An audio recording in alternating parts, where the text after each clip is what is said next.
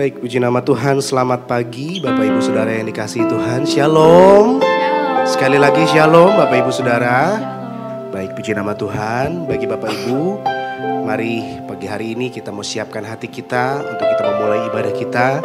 Saya percaya hari ini semua kita siap untuk larut di dalam hadirat Tuhan. Mari kita berdoa terlebih dahulu sebelum kita memulai ibadah kita. Terima kasih Tuhan Yesus. Kami bersyukur Tuhan untuk kebaikan-Mu dalam hidup kami. Terima kasih buat anugerah-Mu.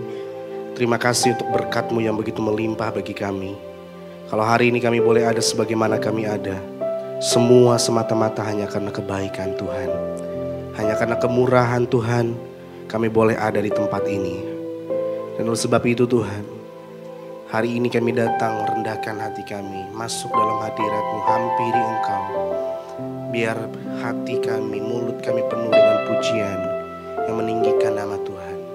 Setiap umat-Mu, jemaat-Mu yang datang hari ini, yang datang mungkin dengan beban, masalah, dalam setiap pergumulan kami percaya hadirat Tuhan, kekuatan, kuasa daripada Tuhan, itu yang memampukan kami untuk melewati setiap tantangan kami.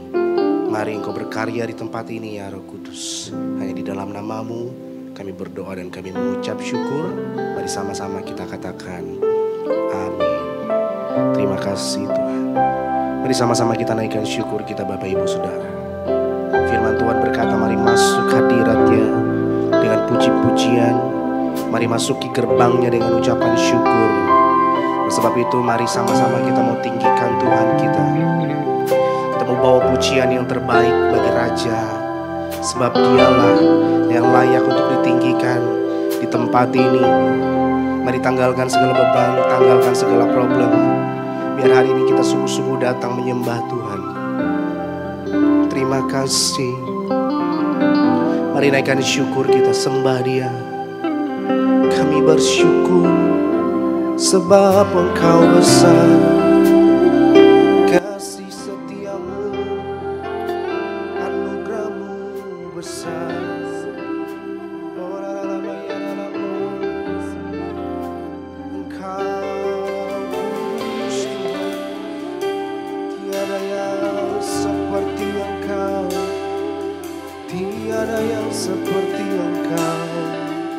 Besar perbuatan-Mu di dalam hidup kami, di dalam hidup kami. Segala pujian, hormat, syukur hanya bagi Tuhan.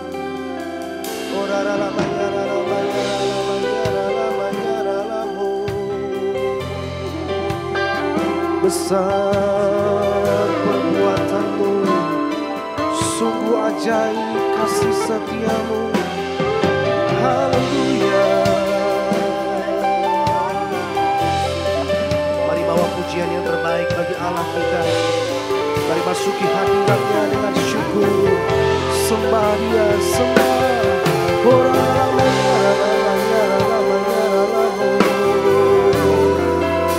Kami bersyukur kepada-Mu Tuhan. Sebab Engkau besar, sebab Engkau besar.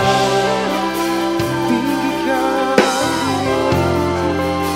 mengatasi dunia.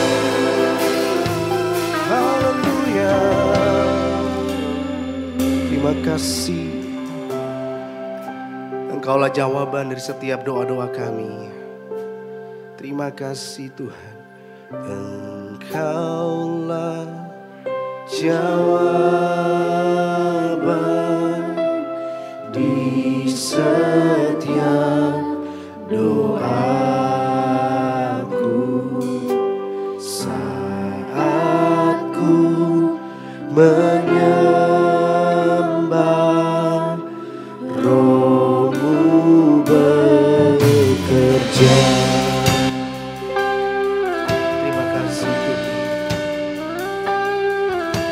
Engkau bekerja dalam setiap pujian penyembahan kami.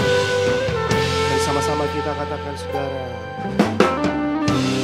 Engkaulah jawaban di setiap doaku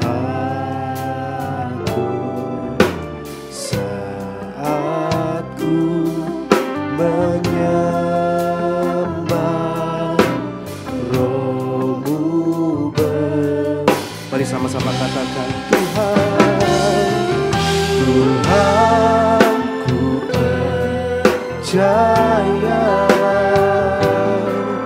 kuasa-Mu sempurna.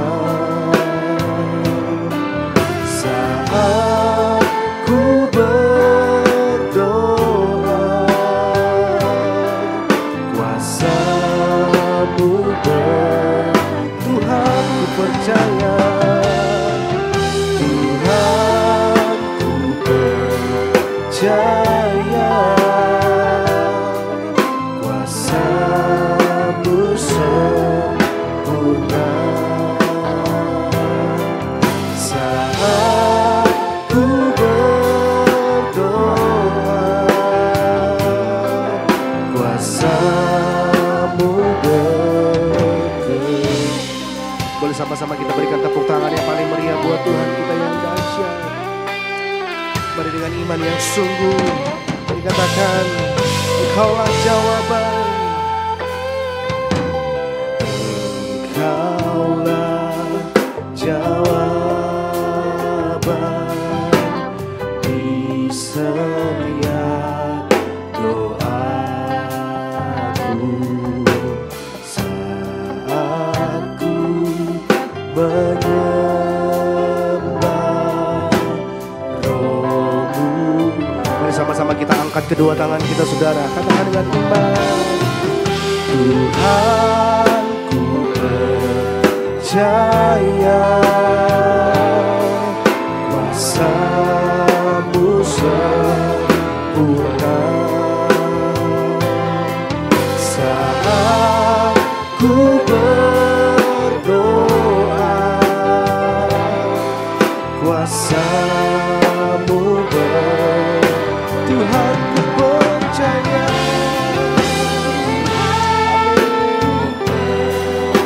Percaya tiada yang mustahil. Saat kami berdoa, saat ku berdoa, kuasa-Mu Tuhan ku percaya, Tuhan ku percaya kuasa-Mu, Engkau yang sempurna Tuhan. Saat ku berdoa, kuasa-Mu Mari dengan sungguh sama-sama katakan Tuhan. Amin. Mari nyatakan dengan kesungguhan hatimu, saudaraku. Saat kami berdoa, amin, kuasa-Mu bekerja. Mari dengan iman sekali lagi katakan, Tuhan ku percaya, Tuhan ku percaya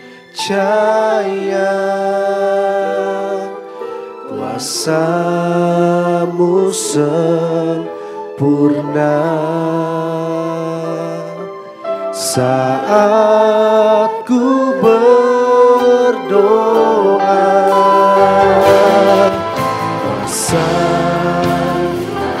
mari dengan sungguh Tuhan ku percaya. Amin. Kuasa-Mu sempurna. Amin. Saat ku berdoa,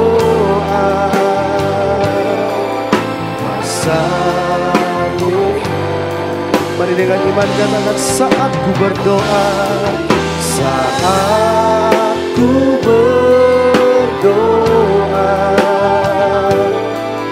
kuasa-Mu dengan sungguh katakan, saat ku berdoa, kuasamu bekerja. Mari kita naikkan syukur kita. Kami sembah Engkau Tuhan, sebab Engkau Allah yang sungguh besar. Perbuatan Tuhan sungguh dahsyat. Haleluya. Terima kasih. Kami hampiri hadirat-Mu dengan syukur. Kami hampiri Engkau dengan pujian yang terbaik. Sebab Tuhan Engkau besar. Haleluya.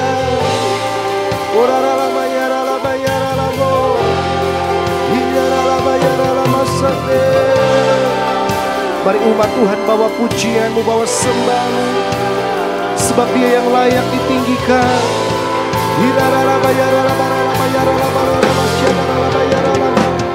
Yesus Tuhan, haleluya. Engkau Allah yang sungguh besar. Kami bawa yang terbaik hanya bagi Tuhan. Haleluya.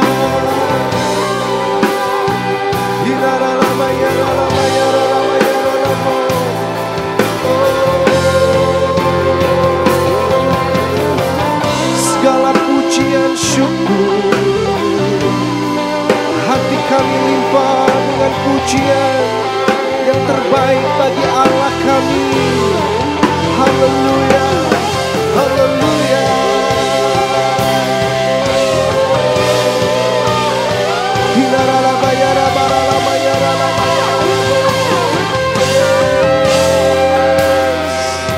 Haleluya. Terima kasih Tuhan, Engkau hadir di tengah-tengah umat-Mu pagi hari ini Tuhan. Engkau yang menjamah setiap kami pribadi lepas pribadi. Kami mau tidak tinggal diam Tuhan. Kami mau memuji Tuhan. Kami mau meninggikan Engkau lebih lagi. Terima kasih. Mari bersama-sama kita bawa pujian kita Bapak Ibu Saudara. Sembah Dia lebih lagi.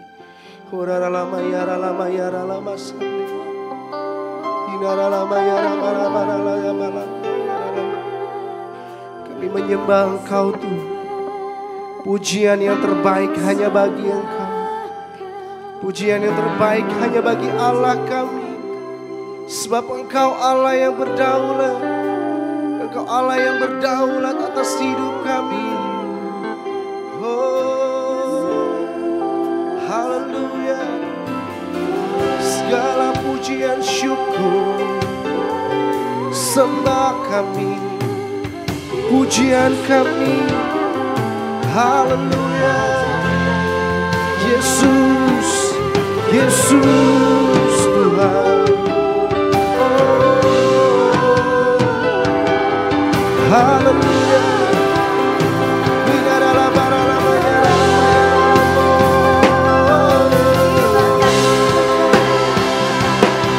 Engkau Tuhan, Engkau Allah yang besar.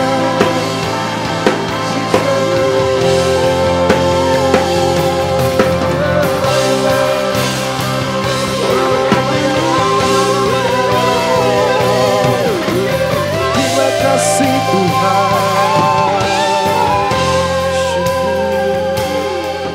Tuhan, ku percaya. Katakan dengan sungguh. Kuasa-Mu sempurna. Saat kami berdoa, Saat ku berdoa, kuasa-Mu Mari sambil bangkit berdiri Bapak Ibu sekalian, katakan dengan sungguh. Tuhan, Engkau yang kami percayai dalam hidup kami Tuhan. Mu sempurna. Saat ku berdoa, kuasa. Mari kita angkat tangan kita tinggi di atas kepala kita, katakan dengan sungguh. Tuhan, Engkau Engkau yang kami percaya Tuhan. Kuasa-Mu sempurna saat ku berdoa. Kuasa-Mu ini iman kami Tuhan. Saat ku berdoa, kuasa-Mu sekali lagi dengan sungguh katakan, saat ku berdoa, kuasa-Mu bergerak. Berikan tepuk tangan yang paling meriah buat Tuhan kita yang sangat dahsyat. Haleluya. Terima kasih Tuhan. Kami percaya Tuhan hadir di tengah-tengah kami dan melawat setiap kami. Demi nama Yesus, umat Tuhan yang siap tinggikan Dia lebih dahsyat lagi. Sama-sama kita katakan amin. Berikan tepuk tangan buat Tuhan kita Bapak Ibu Saudara. Puji nama Tuhan. Selamat pagi, shalom. Sekali lagi shalom. Saudara antusias pagi hari ini, amin. Boleh saya melihat tangan-tangan yang mengalami kebaikan Tuhan. Tepuk tangan sekali lagi. Boleh berikan tos kiri kanan saudara. Katakan Tuhan kita adalah Tuhan yang besar. Haleluya.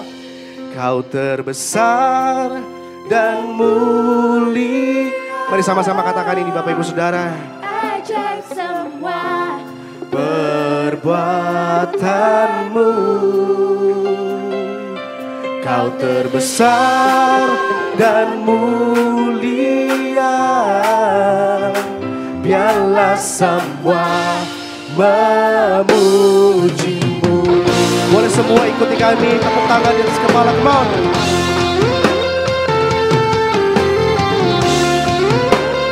Terima kasih Tuhan, sebab keagungan-Mu besar. Haleluya. Terima kasih Tuhan. Dengan segenap hati kami menyatakan Engkau baik Tuhan. Mari jemaat Tuhan sama-sama katakan. Segenap hati aku memuji, segenap jiwa aku menangi, karena Roh-Mu ada dalamku, Tuhan. Angkat tanganmu saudara. Angkat tanganku Yes. memuji. Ku angkat suara dan bernyanyi, karena Roh-Mu ada dalamku, Tuhan. Semua menari bagi Tuhan. Amin. Ungkapkan sukacita di hati. Kau terbesar, Kau terbesar dan mulia. Ajaib semua perbuatanmu. Kau besar, Kau terbesar dan mulia. Biarlah semua memuji-Mu. Yang mengalami kebaikan Tuhan sorangan. Haleluya. Terima kasih Tuhan. Mari segenap jemaat Tuhan dengan antusias katakan. Segenap hati aku memuji, segenap jiwa aku menyanyi, karena Roh-Mu ada dalamku, Tuhan. Semua angkat tangan sama-sama, come on. Ku angkat tanganku memuji, yes. Suara dan bernyanyi, Karena Roh-Mu ada dalamku, Tuhan. Semua menari bagi Tuhan. Mari menari memuji, ungkapkan sukacita di hati. Semua katakan terbesar dan mulia. Ajaib semua perbuatanmu. Kau terbesar, Kau terbesar dan mulia. Biarlah semua memuji-Mu. Haleluya.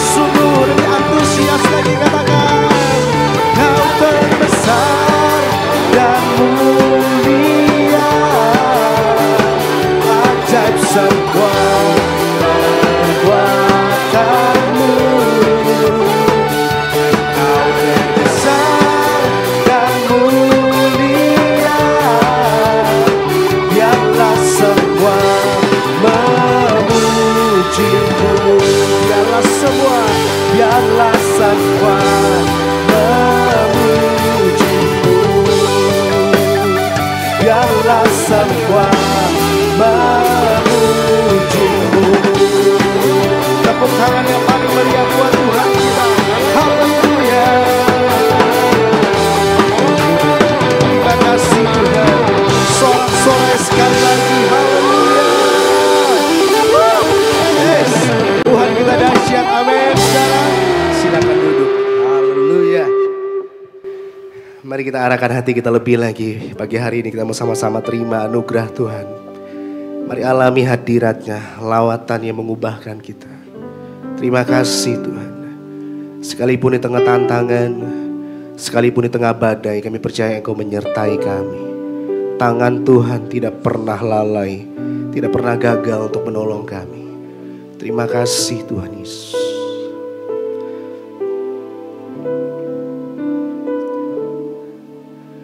Engkau Tuhan yang beri kekuatan saat badai menerpa hidupku.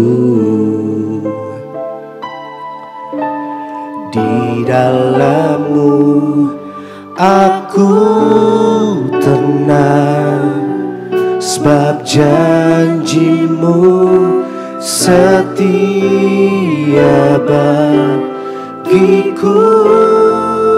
Katakan, ku tetap percaya. Ku tetap percaya, walau ku tak melihat jalan di depanku.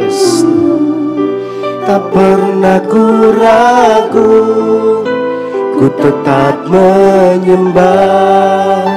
Apapun yang terjadi di dalam hidupku, tak pernah ku ragu, ku tetap percaya. Mari sekali lagi kita berikan tepuk tangan yang meriah buat Tuhan kita.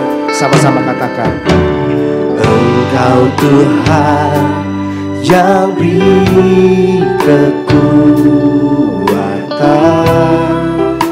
saat badai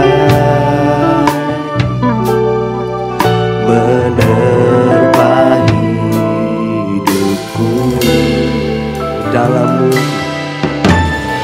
Di dalam-Mu aku tenang, sebab janji-Mu setia bagiku.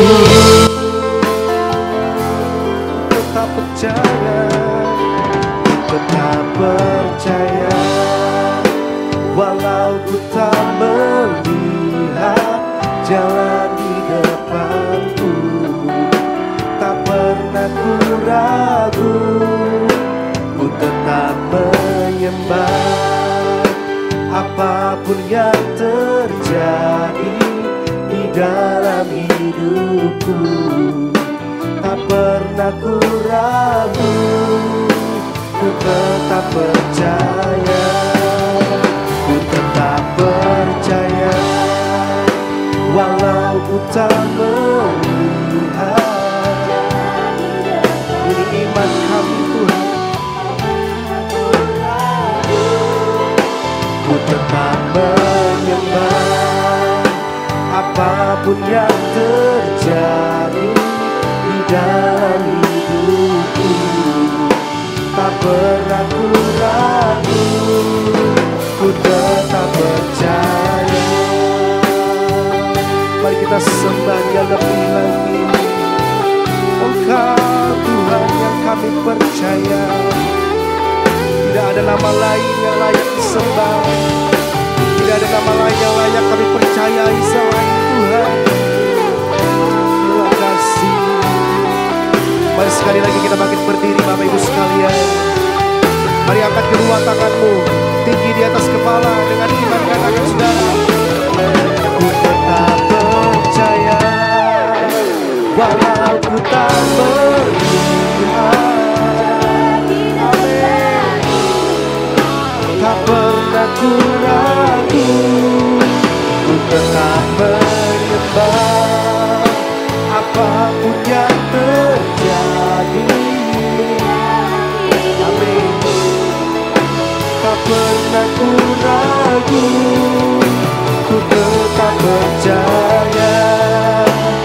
tetap percaya, walau ku tak melihat jalan di depanku, tak pernah ku ragu, ku tetap menyembah apapun yang terjadi.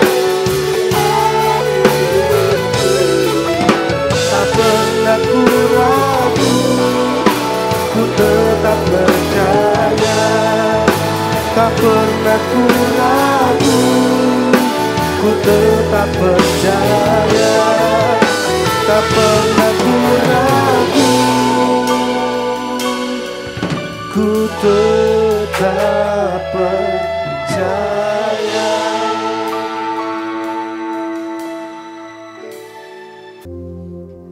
Selamat pagi jemaat yang dikasihi oleh Tuhan Yesus Kristus. Shalom. Kiranya berkat Tuhan melimpah selalu dalam hidup kita. Hari ini saya akan menyampaikan firman dengan judul Siapakah Aku? Atau Siapakah Aku di dalam Yesus. 4 abad sebelum Masehi ada seorang filsuf Yunani ternama bernama Socrates yang pernah berkata, Gnoti Seuton, know yourself, kenalilah dirimu sendiri. Kenapa dia mengucapkan ini? Karena mengenali diri sendiri adalah kunci untuk menjalani kehidupan yang bermakna. Mengenali diri tentu bukan hanya berarti tahu siapa nama kita dan alamat rumah kita. Tetapi mengerti identitas kita, jati diri kita, kehidupan kita secara menyeluruh. Itu yang akan membuat kita makin lama memiliki hidup yang bermakna. Saya percaya status akan menentukan perilaku kita. Pernahkah saudara mendengar ketika Queen Elizabeth menjadi pemimpin tertinggi kerajaan Inggris, maka Pangeran Charles anaknya tidur di kolong jembatan dan makan dari tong-tong sampah? Saya yakin kita tidak pernah dengar hal itu. Kenapa? Karena Pangeran Charles adalah seorang prince, dan sebagai seorang pangeran dia harus berperilaku dalam satu harkat martabat yang tinggi. Dan dia tidak akan membuang hidupnya sia-sia. Begitu juga kalau kita tahu siapa kita dalam Yesus, hidup kita sungguh-sungguh akan bermakna.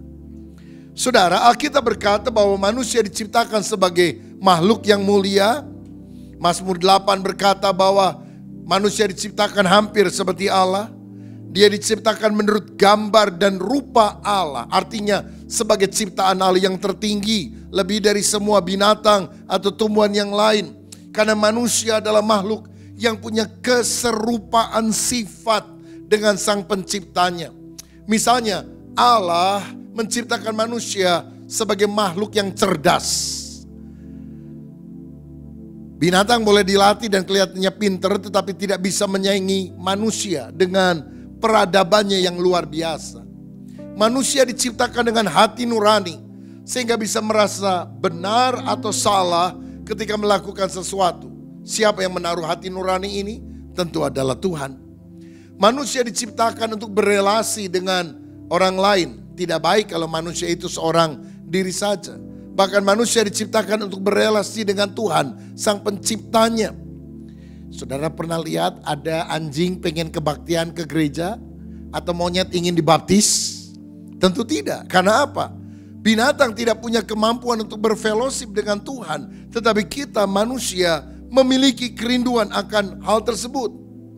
Tetapi sayang, manusia kemudian jatuh dalam dosa, diusir dari Taman Eden yang sampai hari ini telah berubah menjadi Taman Edan. Dan makin lama makin edan dunia kita ini.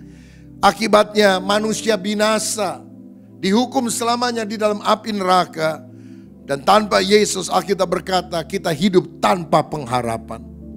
Saudara pernah dengar ada artis atau aktor Korea yang cantik, yang tampan, followernya banyak di sosial media, populer, uangnya banyak, penggemarnya banyak, tapi mati bunuh diri. Usia mereka 20 sekian, bahkan belum sampai 30. Kenapa? Karena ketika mereka mengejar kekayaan, popularitas, dan mereka sampai di sana, mereka rasa semuanya kosong. Karena mereka tidak mengerti makna kehidupan sejati. Mereka tidak tahu siapa dirinya. saudara-saudara.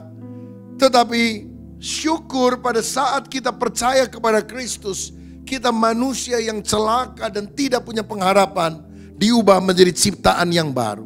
Jadi siapa yang ada dalam Kristus, dia adalah ciptaan yang baru. Yang lama sudah berlalu, sesungguhnya yang baru sudah datang. Maka kita menerima berkat-berkat rohani dari Allah Bapa Sorgawi. Mari kita lihat sekarang Efesus pasal pertama. Saya akan bahas dari ayat 3 sampai ayat yang berikutnya. Ayat 3 dulu sekarang. Terpujilah Allah dan Bapa Tuhan kita Yesus Kristus yang dalam Kristus telah mengaruniakan kepada kita segala berkat rohani di dalam sorga. Orang yang percaya kepada Yesus tidak lagi hidup di bawah kutuk, tapi dia hidup di bawah berkat. Segala berkat rohani di dalam sorga diberikan kepada orang yang percaya. Karena waktu Yesus mati di salib, Galatia pasal yang ketiga berkata, dia menanggung segala kutuk kita dan karenanya segala berkat Abraham bisa diberikan kepada kita. Kita adalah orang kaya di dalam Kristus. Orang kaya bukan berarti rumahnya 5, mobilnya 10. Orang kaya dalam Kristus artinya kita punya kepastian keselamatan. Kita mengalami damai sejahtera bahkan di tengah segala pergumulan. Kita mengalami sukacita di dalam kehidupan. Kutuk sudah ditanggung oleh Yesus. Dan sekarang berkat-berkat ilahi Tuhan berikan kepada kita. Kongco saya itu tinggal di Pangkalan Bun, Kalimantan Tengah. Ada orang Pangkalan Bun ya, Pak Yong di sini. Dan orang sana itu terkenal karena mistik, kuasa gelap, saudara. Belajar macam-macam ilmu gelap, ada kuyang, kepala bisa copot, bisa mengejar lawannya. Ilmu terbang, wah macam-macam lah. Makanya mungkin saudara pernah dengar sekian tahun yang lampau, ketika terjadi konflik antara orang Dayak dan orang Madura di Sanggoledo dan daerah yang lain, itu orang-orang Madura diselamatkan oleh TNI, dimasukkan dalam satu rumah yang besar, dikawal siang dan malam supaya jangan sampai dibunuh oleh orang Dayak. Dijaga sepanjang malam, besok ketika pintu dibuka mati semua di dalam. Karena gak ada orang masuk ke dalam. Kenapa? Itu mistik, saudara, kuasa gelap. Dan orang-orang di sana itu sangat terbiasa dengan hal semacam itu. Dan koco saya bilang begini, saya gak akan mati kecuali telapak kaki saya dipukul dengan daun kelor, baru saya mati.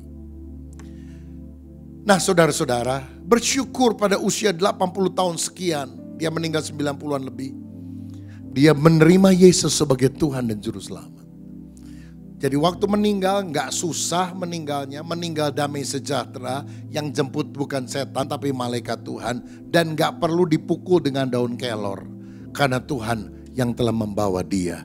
Kutuk dicabut, berkat dilimpahkan bagi setiap orang yang percaya kepada Kristus. Kalau saudara dulu pernah berhubungan dengan kuasa gelap, itu adalah penguasa-penguasa yang lemah, karena Yesus adalah segala-galanya. Engkau tidak akan mengalami kutukan, engkau akan mengalami berkat ketika engkau berada di dalam Sang Kristus itu. Nah saudara-saudara, berkat apa yang kita terima? Berkat yang pernah dijanjikan kepada Abraham. Kejadian 12 ayat 2. Aku akan membuat engkau menjadi bangsa yang besar dan memberkati engkau, serta membuat namamu masyhur, dan engkau akan menjadi berkat. Inilah yang Tuhan janjikan. Kalau kita ada dalam Kristus, kita bukan hanya diberkati, kita jadi saluran berkat. Berarti kita memasuki sebuah kehidupan yang mulia, kehidupan yang berdampak. Tidak hanya hidup untuk diri sendiri, tapi memberkati orang lain. Orang kadang-kadang suka bangga dan bilang, tahu nggak? Itu tuh orang paling kaya di Bandung. Loh, kalau memang dia paling kaya, so what gitu loh. Emang kenapa? Kalau hidupnya bagi diri sendiri, kalau dia melakukan dengan cara yang tidak baik dan sebagainya, tidak memberkati orang lain, apa dampak kehidupannya? Bukankah lebih baik orang yang mungkin hidup berkecukupan saja, tapi dia jadi saluran berkat bagi banyak orang yang ada di sekitarnya? Itu lebih berarti, saudara-saudara.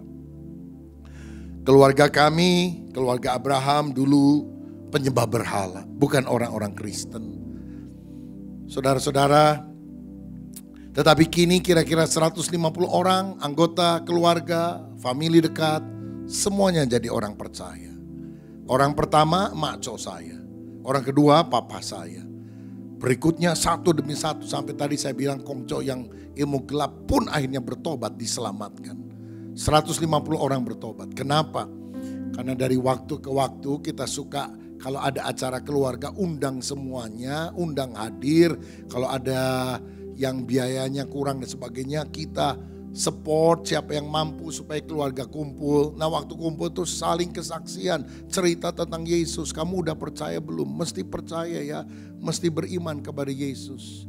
Waktu saya pergi ke Pangkalan Bun, saya minta salah satu family, tolong antar saya ke family yang lain. Jadi karena perlu dikenal kalau keluarga besar. Nah, saya datang ke sana, saya tanya keadaannya, lalu saya cerita tentang Yesus, saya doa, saya memberkati mereka.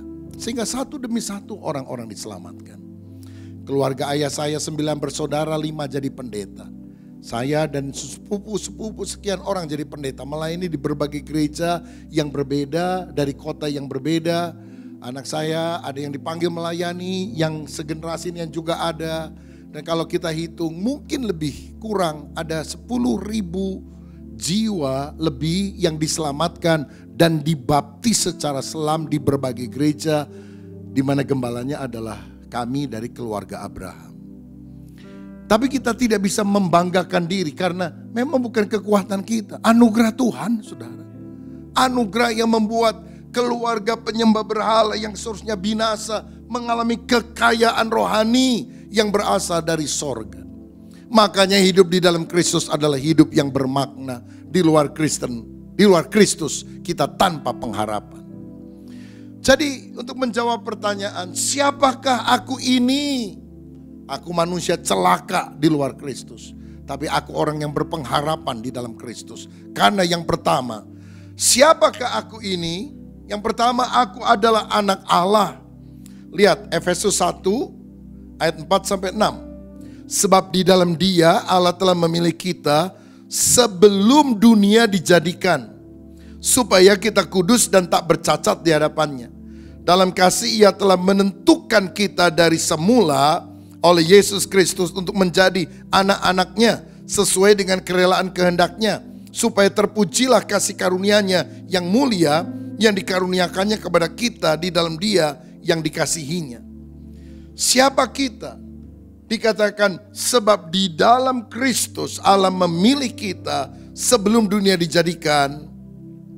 Dia telah menentukan kita dari semula oleh Yesus Kristus untuk menjadi anak-anaknya. Berarti kita ini yang percaya kepada Yesus bukan lagi orang gelandangan, bukan lagi orang yang tidak punya pengharapan. Kita anak raja. Anak raja di atas segala raja. Kita anak Allah. Kita harus bangga karena kita anak raja. Kalau jadi Kaisang anaknya Pak Jokowi aja bangga kalau dia jalan, ada anaknya presiden. Apalagi kita anak Allah, saudara. Di sorga itu gak ada pemilihan umum. Kalau presiden 5 tahun sekali diganti. Kalau di sorga gak akan ada pemilihan Allah. Dia akan tetap bertahta. Kita adalah anak Allah. Makanya jangan minder. Karena kita berharga di mata Dia. Yesaya 43 ayat 4 berkata, karena engkau berharga di mataku, engkau mulia, aku mengasihi engkau. Orang bilang kamu itu tidak akan berhasil, kamu orang gagal, kamu orang yang bikin susah orang lain. Tapi Alkitab berkata, kamu berharga, kamu mulia, kamu biji mataku. Saya, harga dirinya tidak ditentukan oleh perkataan orang lain tentang saya. Harga diri saya ditentukan oleh apa yang Allah katakan tentang saya. Dan kalau Allah berkata, engkau mulia, engkau biji mataku, kita perlu bangga, kita perlu bersyukur. Karena kita bernilai di mata Tuhan. Tidak perlu minder. Saya dulu pemalu, gak berani khotbah di depan umum. Berdiri di depan umum dilihatin orang juga gemeter, saudara. Saya ingat waktu saya bertobat, dibaptis, lalu pembina remaja di gereja kami itu mendorong saya ikuti paduan suara remaja, suruh pelayanan. Saya nggak mau, dijemput ke rumah, didorong-dorong. Akhirnya ya udahlah, saya ikut aja. Belajar latihan sampai sekian waktu untuk pertama kali saya nyanyi di gereja, kur paduan suara tuh, ada 20 orang remaja nyanyi. Waktu saya berdiri pertama, gemeter, keringat dingin keluar. Padahal sama 20 orang lebih loh saudara. Tapi saya merasa semua jemaat memandang kepada saya dan tidak memandang 20 yang lain. Saya jadi gemetar. Tapi kalau saya sekarang bisa melayani Tuhan, bisa berkhotbah di berbagai tempat, itu semata-mata karena pilihan kasih karunia Tuhan. Saya pernah khotbah di depan menteri, di depan gubernur, di depan anggota DPR, MPR, konglomerat dan sebagainya. Saya tidak gentar lagi karena saya percaya satu ini. Semua orang membutuhkan Yesus. Semua orang membutuhkan firman. Semua orang membutuhkan Injil. Sehingga mereka perlu mendengar berita keselamatan di dalam Yesus Kristus. Perubahan itu terjadi dalam hidup saya. Bukan karena saya mengikuti psikologi modern. Kamu hebat, kamu hebat, kamu hebat. Yesus yang hebat. Yesus sanggup mengubah orang yang tidak ada apa-apanya menjadi alat yang dipakai untuk memberitakan kabar baik kepada semua orang. Saya bisa memanggil Allah sebagai Bapa. Makanya Yesus pernah bilang, kalau kamu berdoa katakanlah Bapa kami yang di sorga. Itu hubungan yang dekat banget.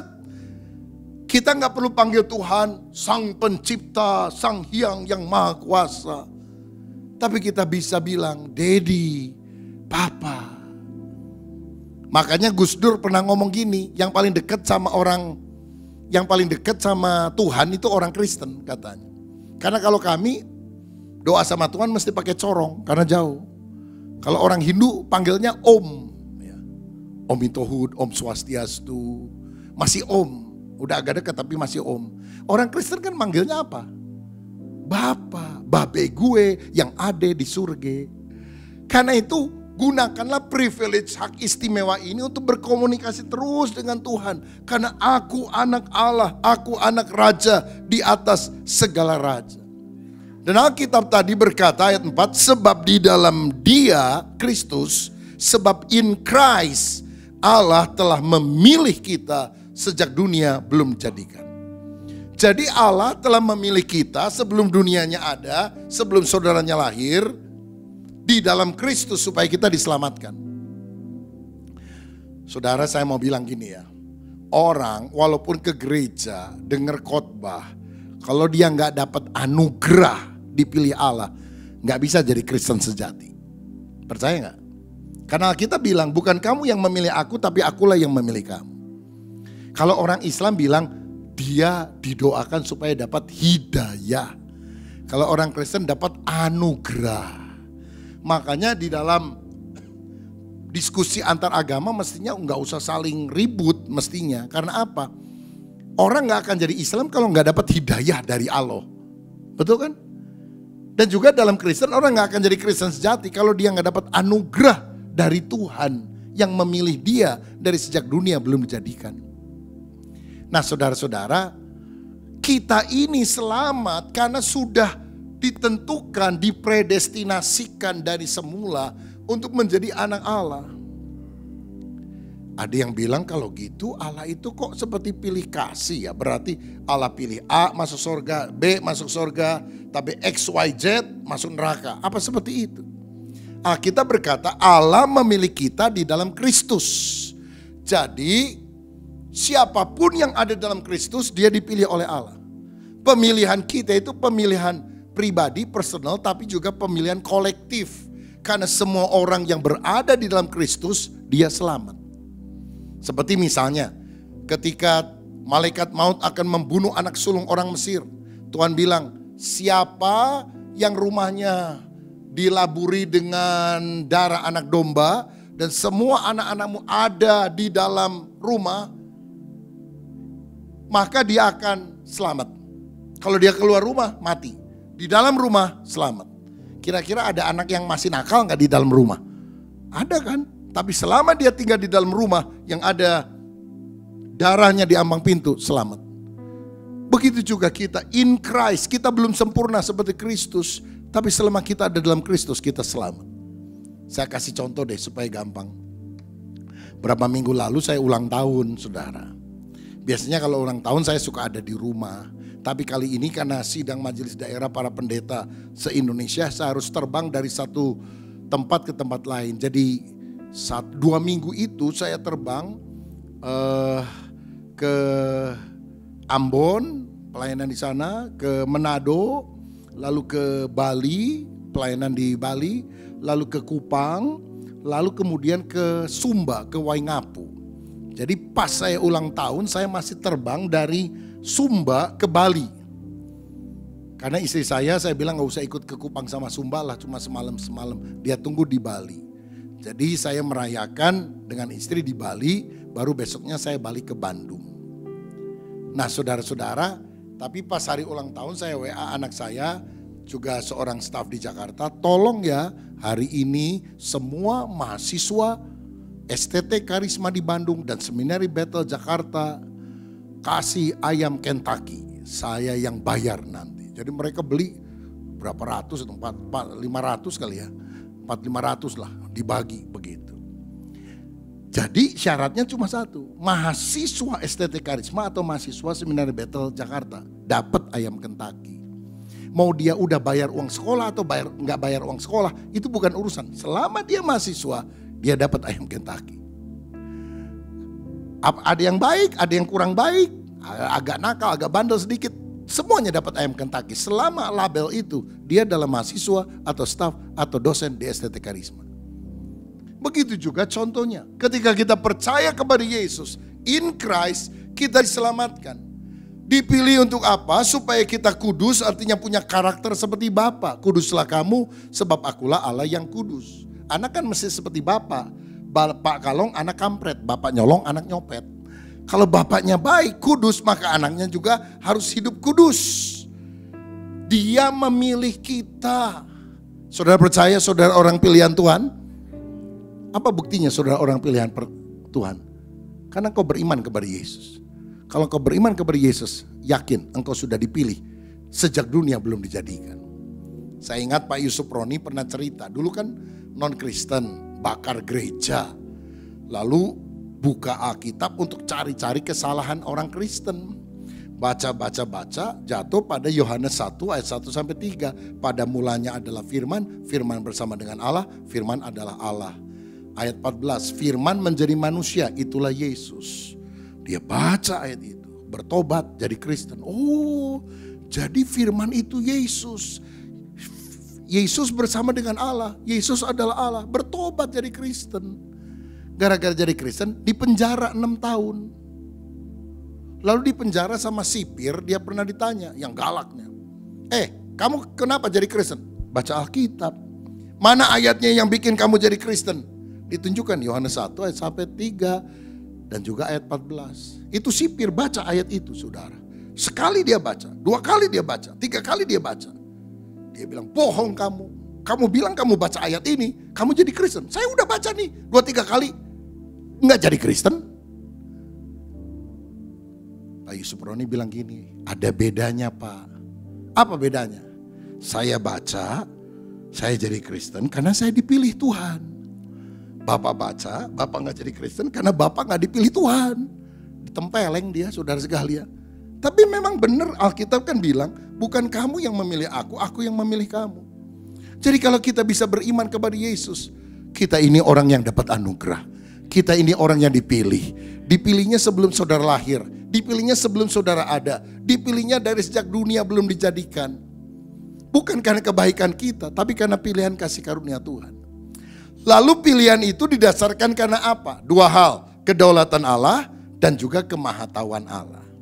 Nah disinilah seringkali ada pertentangan kelompok yang disebut Calvinis sama Arminian. Kalau kelompok Calvinis bilang kita ini dipredestinasikan untuk selamat karena kedaulatan Allah. Kedaulatan bahasa sederhananya mau-maunya Tuhan. Tuhan maunya gitu. Kehendak Tuhan gitu ya udah, si A selamat, si B selamat, si XYZ masuk neraka. Tapi Arminian bilang enggak. Tuhan menetapkan kita selamat karena Dia Maha Tahu. Kan Allah itu Maha tahu. Dari sejak dunia belum dijadikan dia tahu. 1 Januari 2022 si A ikut KKR. Dan waktu ada tantangan bertobat terima Yesus, dia maju ke depan. Membuka hati bagi juru selamat. Maka Tuhan dari sejak kekekalan telah menetapkan dia menjadi orang yang selamat. Karena apa? Kemahatauannya. Jadi yang benar mana? Kedaulatan Allah dulu atau kemahatauan Tuhan dulu? Nah, kita selalu mempertentangkan mana dulu. Karena kita dibatasi oleh waktu. Waktu lampau, waktu kini, waktu yang akan datang. Ingat, Tuhan itu tidak ada di dalam waktu. Dia di atas waktu. Dia pencipta waktu. Dia itu timeless, tidak diikat oleh waktu.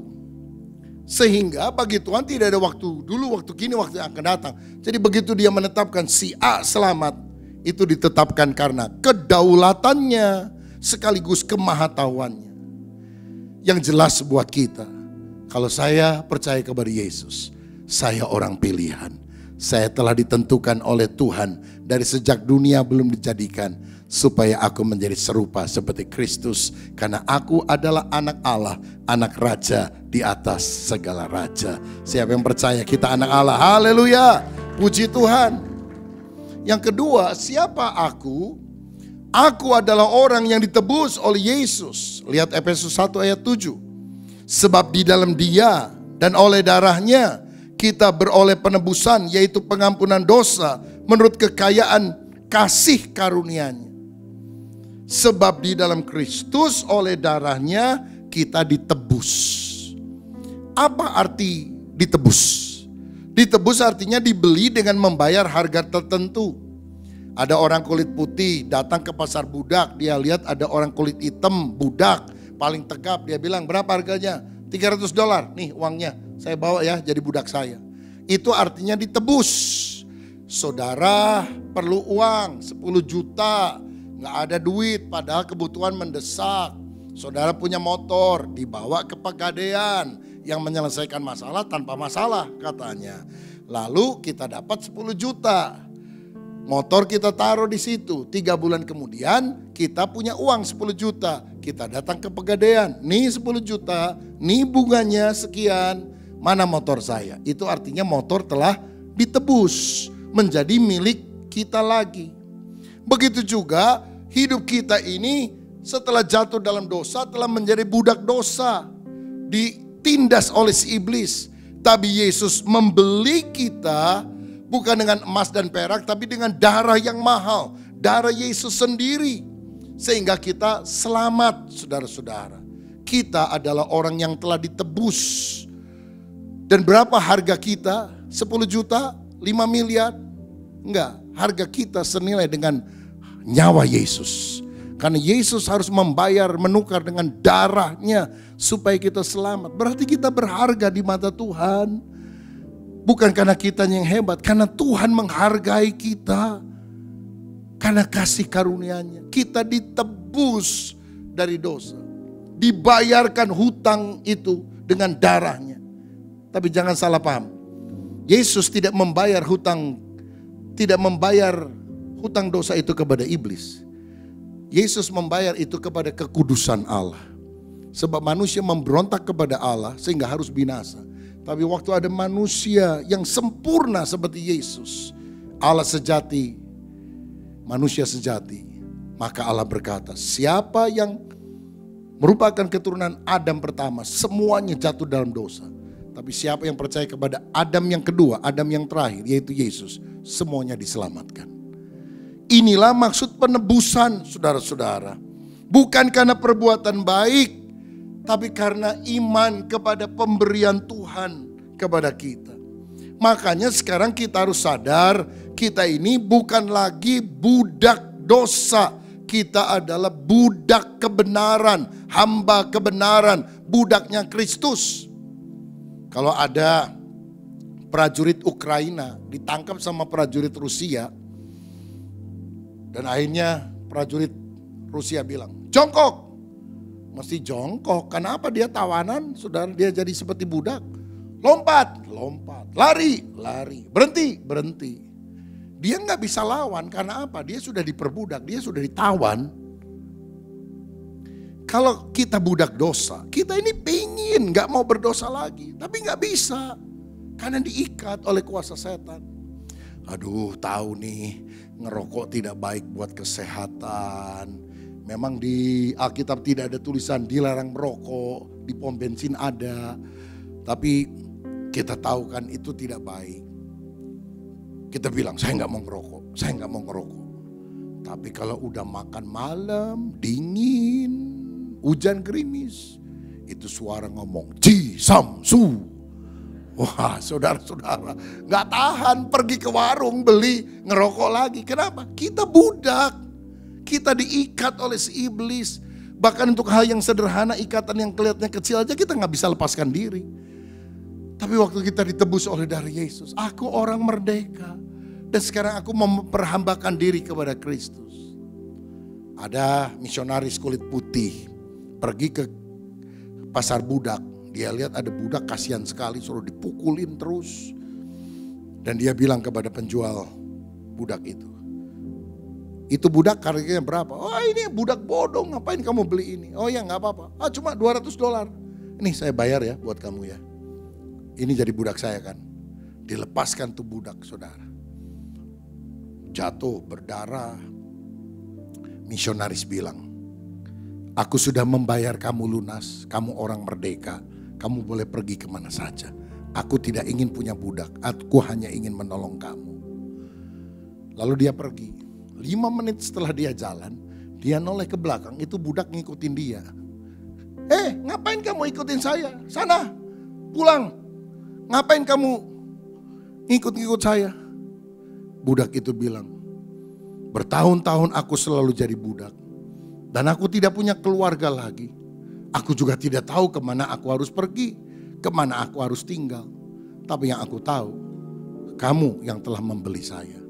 Walaupun kamu tidak ingin punya budak, aku dengan kerelaan menghambakan dirimu untuk mengikuti apa saja yang kamu perintahkan kepadaku seumur hidupku. Itulah kita yang telah ditebus oleh darah Yesus.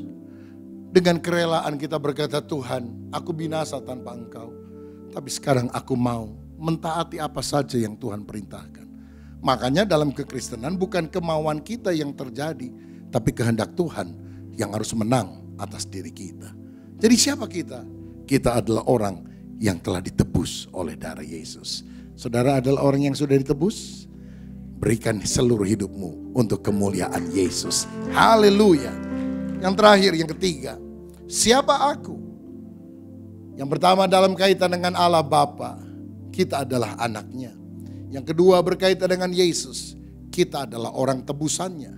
Yang ketiga berkaitan dengan Roh Kudus, Allah Tritunggal itu, kita adalah rumahnya. Lihat Efesus 1 ayat 13-14. Di dalam Dia kamu juga, karena kamu telah mendengar firman kebenaran, yaitu Injil keselamatanmu. Di dalam Dia kamu juga ketika kamu percaya dimateraikan dengan Roh Kudus yang dijanjikannya itu.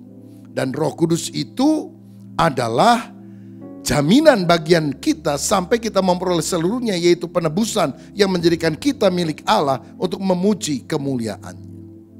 Pada waktu kita percaya kepada Yesus, kita dimateraikan dengan Roh Kudus. Apa artinya? Materai itu adalah tanda milik yang sah, bahwa kita sudah dibeli dan sekarang kita miliknya Allah. Kalau saudara bikin perjanjian sama orang, ada kertas saudara teken, kasih nama saudara, sama kertas saudara teken, sebelum teken dibubuhkan dulu materai 10.000 sekarang, lalu teken. Mana yang lebih kuat? Pakai materai atau tidak pakai materai? Pakai materai. Sehingga kalau ada sengketa apapun, kita punya sesuatu yang lebih kuat karena ini ada materainya. Nah, saudara-saudara, pada waktu kita terima Yesus sebagai juru selamat, Tuhan kasih materai, bukan 10.000 perak. Dia kirim Roh Kudus dalam hati kita. Roh Kudus tinggal dalam hidup kita. Itu memateraikan kita menjadi milik Allah, bukan milik orang lain. Saya kasih contoh lain ya, supaya gampang. Di Kalimantan itu banyak pohon-pohon besar dan tinggi. Suka ditebang, lalu dijadikan macam-macam produk lah. Nah, jadi kalau udah ditebang, yang nebang kan bukan satu orang, banyak orang, banyak perusahaan. Mereka suka kasih tanda itu di pohon-pohon, karena pohonnya kemudian kan tidak semua tempat ada jalan aspal, saudara. Mereka masukin ke dalam sungai besar, lalu mengalir tuh, hanyut, ya. Terarah kira-kira bisa 100 km, 50 km ke kota terdekat, lalu mereka tarik ke darat, diangkut ke jalan yang ada aspalnya, kira-kira seperti itu. Nah, supaya nggak ketuker gimana? Salah satunya bisa kasih nama, inisial. Kita udah dapat ini, di atasnya kita tulis nih, SK Simon Kefas, gitu. HS Hermanus Sugiarto. AB Anies Baswedan, kan begitu saudara sekalian. Jadi dikasih inisial nama, sehingga waktu itu dialirkan 50-100 km sampai di kota tersebut, mulai dipilih-pilih. Simon yang mana? Ini. Hermanus yang mana? Ini. Yang lain mana? Ini. Gitu. Yang saya mana? RA. Oh yang ini. Jadi gak mungkin ketuker. Jadi waktu Yesus datang untuk kali kedua, gak mungkin ada pengangkatan salah. Karena data tidak tepat, saudara sekalian. Data kependudukan bisa salah, tapi nggak mungkin dengan pengangkatan orang percaya. Karena gini, Roh Kudus ketika tinggal dalam hati kita, saya kasih contoh lagi. Misalnya saudara tahu ada logam namanya paku. Paku. Lalu ada orang punya kayu. Kayu ukurannya seperti paku, tapi kayu, pensil gitu lah. Waktu magnet besar, sembrani besar datang, wut, itu paku naik semua, bluk, nancep. Tapi yang kayu nancep enggak mungkin salah, saudara. Jadi walaupun kita ke gereja nih, Tuhan tahu siapa yang paku, siapa kayu, begitu saudara. Siapa Roh Kudus, siapa roh dunia di dalam kita. Kita bisa mengecoh orang lain, lalang dan gandum enggak kelihatan bedanya. Tapi waktu Yesus datang, magnet besar, yang diangkat adalah yang ada Roh Kudus. Makanya kita sungguh-sungguh harus minta Roh Kudus tinggal dalam diri kita.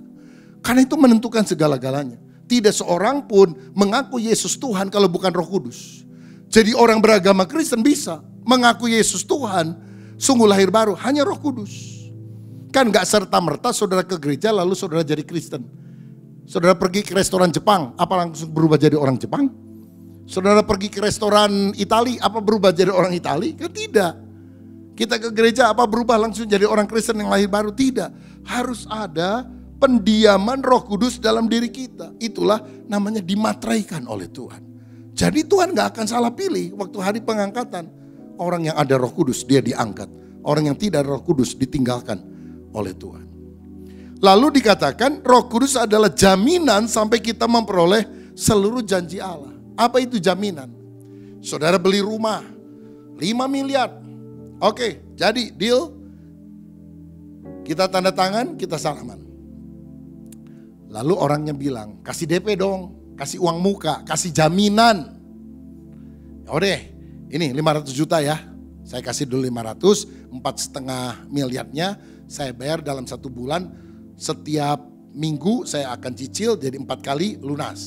Oke, 500 juta itu bukan harga rumah tersebut. 500 juta itu jaminan, panjar, uang muka, DP. Bahwa kita sudah membayar uang muka, kita akan lunasi semuanya pada waktu yang telah ditentukan. Alkitab bilang Roh Kudus itu jaminan sampai kita memperoleh semuanya.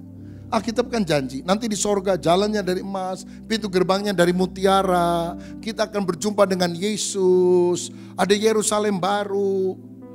Itu kan janji semuanya. Gimana kita bisa yakin bahwa apa yang dijanjikan itu akan menjadi bagian kita? Dengan pendiaman Roh Kudus dalam diri kita. Itu jaminan, down payment untuk kita memperoleh seluruhnya. Makanya sekali lagi, penting sekali kita penuh dengan Roh Kudus. Karena kalau Roh Kudus mengurapi kita, itu bukti yang jelas bahwa Tuhan akan menggenapkan seluruh rencananya, seluruh berkat rohani di dalam hidup kita. Roh Kudus adalah jaminan untuk kita memperoleh seluruhnya. Dan tahukah saudara, pendiaman Roh Kudus dalam diri kita memberikan satu hal yang luar biasa. Kita jadi baitnya Allah. Saudara ingat, waktu orang Israel jalan di padang pasir, mereka disuruh membangun kemah sembahyang. Lalu Tuhan menampakkan diri dalam awan kemuliaan, tiang awan, tiang api, Shekinah glory, di ruangan yang namanya ruangan maha suci. Karena di kemah sembahyang atau tabernakel itu ada 3 bagian, halaman, ruang suci, ruang maha suci. Tuhan ada di ruang maha suci. Dan siapa yang boleh masuk ruangan maha suci? Imam besar. Berapa kali? Setahun sekali. Orang lain masuk, mati. Bukan imam besar masuk, mati. Imam besar masuk, maunya sebulan sekali, mati. Karena hadirat Tuhan itu begitu kudus, begitu luar biasa. Sampai boleh ketemu Tuhan itu cuma setahun sekali doang, diwakili oleh imam. Karena hadirat kemuliaan Tuhan dahsyat. Kemah sembahyang tabernakel sudah nggak ada, Salomo mendirikan bait suci.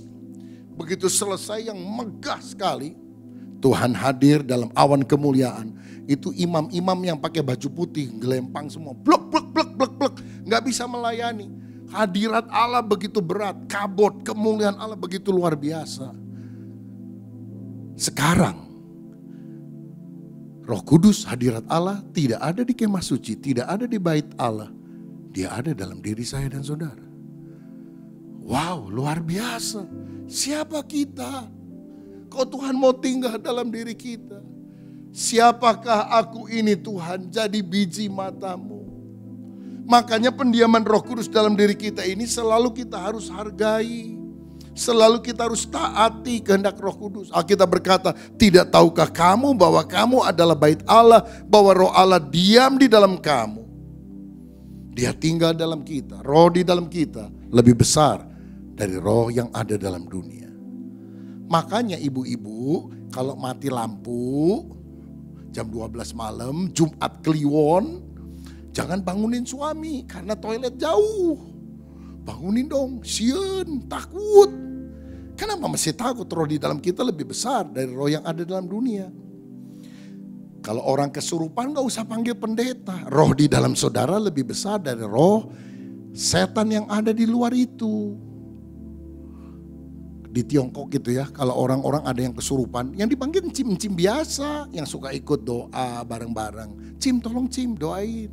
Datang cimnya, ngomongnya juga pelan. Dalam nama Yesus, setan keluar. Keluar tuh setan.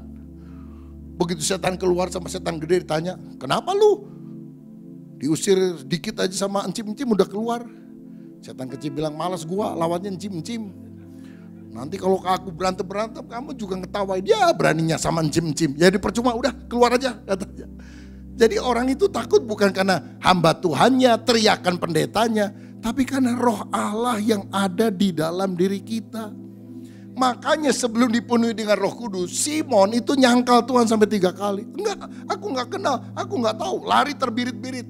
Begitu benar Roh Kudus pada hari Pentakosta, dia jalan, ada orang minta uang. Emas dan perak aku tidak punya. Tapi apa yang aku punya aku berikan kepadamu. Dalam nama Yesus, orang Nazaret itu bangkit berjalanlah. Langsung jalan, karena apa? Dia tahu, dia adalah bait Roh Kudus. Roh Allah lebih besar dari roh yang ada dalam dunia. Apapun tantanganmu, roh yang lebih besar ada dalam diri saudara. Membuat engkau lebih dari pemenang. Apapun penyakitmu, roh itu lebih besar dari semua roh yang ada di dunia. Engkau sehat, engkau menang, engkau diberkati, engkau tidak lagi dikutuk. Engkau akan mengalami kemuliaan Allah. Engkau akan dipakai Tuhan, engkau diurapi oleh Roh Kudus. Karena kita anak Allah, kita orang tebusan Allah. Dan kita adalah bait Roh Kudus. Biar kita selalu hidup mempermuliakan Dia yang telah memberkati kita secara luar biasa. Tuhan Yesus memberkati. Amin. Mari kita berdiri bersama.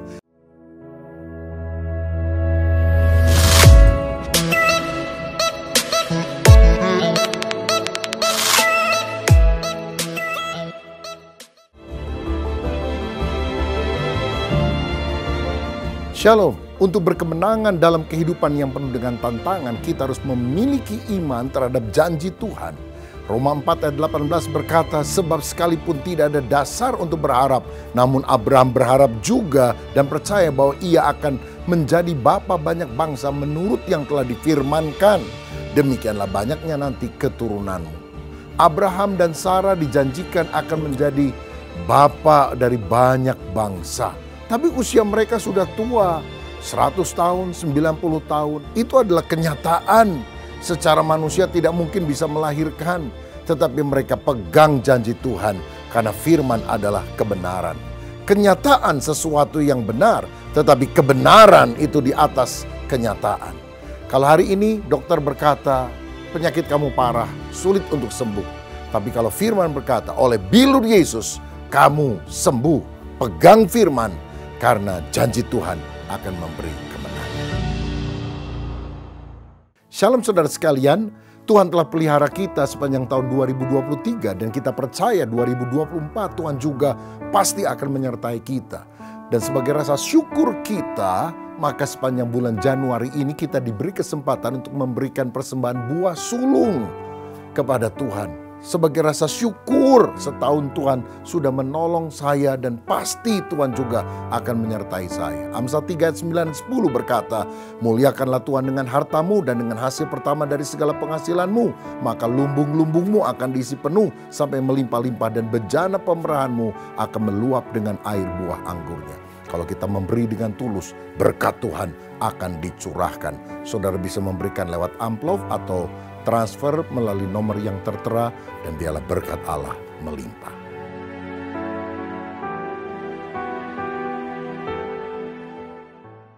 Shalom jemaat terkasih, mari miliki iman yang teguh agar kita bisa melihat dan mengalami janji Tuhan di dalam hidup kita. Bersama saya, Sam Yogi, berikut Battle News gereja kita selama seminggu ke depan. Selamat datang bagi saudara yang baru pertama kali hadir beribadah bersama dengan kami pada hari ini.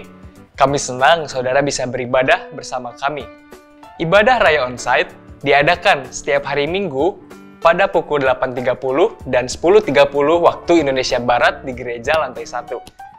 Saudara juga bisa mengikuti ibadah online yang dilayani oleh Bapak Gembala Pendeta Rubin Adi Abraham yang tayang setiap hari Minggu pukul 6 pagi di YouTube channel GBI Battle Harapan Indah. Doa adalah nafas hidup orang percaya. Karena itu, kami mengajak jemaat sekalian untuk ikut dalam kegiatan doa yang diadakan di gereja ini. Menara Doa Online diadakan setiap hari Senin sampai Jumat pukul 6 pagi via Zoom. Doa Malam Mujizat diadakan setiap hari Kamis secara onsite di gereja pada pukul 19.30 atau setengah 8 malam di lantai 2. Menara Doa Pagi diadakan secara onsite setiap hari Sabtu di gereja lantai 2 pada pukul 8 pagi. Kami juga rindu saudara bertumbuh di dalam komunitas kecil yang kami sebut dengan BICOM atau Battle Community. Diadakan setiap hari Rabu dan Jumat di wilayah masing-masing. Bagi saudara yang rindu bergabung dengan BICOM, silakan menghubungi koordinator ibadah setelah ibadah ini selesai. Bagi kaum wanita, ada Komsel WBI yang diadakan setiap hari Sabtu, kedua, dan 4 secara onsite pukul 11 siang di gereja lantai 2. Mari para wanita, ikutlah dan bertumbuh bersama. Kaum dewasa muda, mari ikuti Komsel Dewasa Muda yang diadakan setiap hari Sabtu pukul 17.30 sore.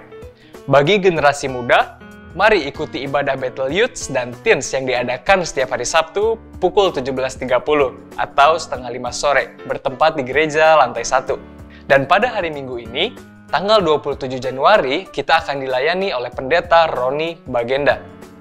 Battle Youth dan Teens, catat waktunya.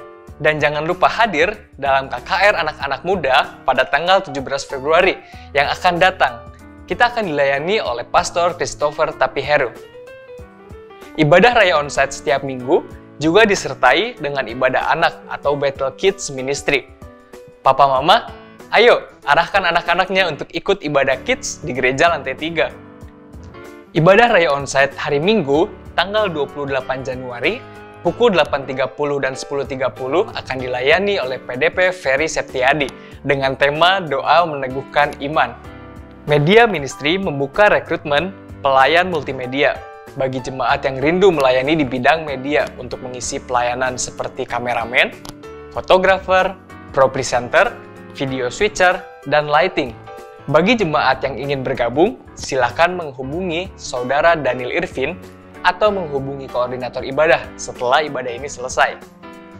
Ada kabar gembira untuk jemaat sekalian. kami dari Komisi Kedukaan akan mengadakan gerakan Sahabat Duka untuk membantu jemaat yang sedang berduka atau kehilangan orang yang terkasih dengan memfasilitasi kebutuhan-kebutuhan kedukaan seperti ambulans, peti jenazah, sarung tangan dan kaos kaki, lilin, kain tile, kotak duka, buku tamu, perapihan jenazah, stiker, rombongan, dan lain-lain. Fasilitas ini bisa jemaat dapatkan dengan cara menjadi member Sahabat Duka dengan syarat sebagai berikut. Menjadi jemaat tetap di GBI Bethel Harapan Indah, melengkapi data dan kartu keluarga, membayar uang pendaftaran sebesar 100.000 per keluarga, membayar iuran bulanan sebesar 20.000 per bulan per keluarga. Untuk keterangan lebih lanjut dapat menghubungi Ibu Juni. Jangan lupa untuk follow media sosial kami di GBI Bethel Jakarta dan GBI Bethel Harapan Indah untuk mengetahui update dan info gereja. Demikianlah Bethel News minggu ini. Tetaplah teguh di dalam iman dan andalkan Tuhan senantiasa. Selamat hari Minggu, Tuhan Yesus memberkati. Jemaat Tuhan yang Tuhan Yesus kasih, mari angkat kedua tanganmu, siapkan hati, dan terimalah berkat dari Bapa kita yang baik. Tuhan memberkati rumah tanggamu, Tuhan memberkati pekerjaanmu, Tuhan memberkati kesehatanmu, Tuhan memberkati keuanganmu, dan Tuhan memberkati pertumbuhan rohanimu. Sekarang pulanglah, terimalah berkat daripada Allah Bapa, cinta kasih dalam Tuhan Yesus Kristus, dan melalui persekutuan yang indah dalam kuat kuasa Roh Kudus, tinggal tetap menyertai kita mulai siang hari ini sampai Maranatha. Yesus Kristus datang pada kali yang kedua menjemput kita di awan-awan yang permai. Yang percaya dan sudah diberkati Tuhan, mari katakan bersama, amin. Segala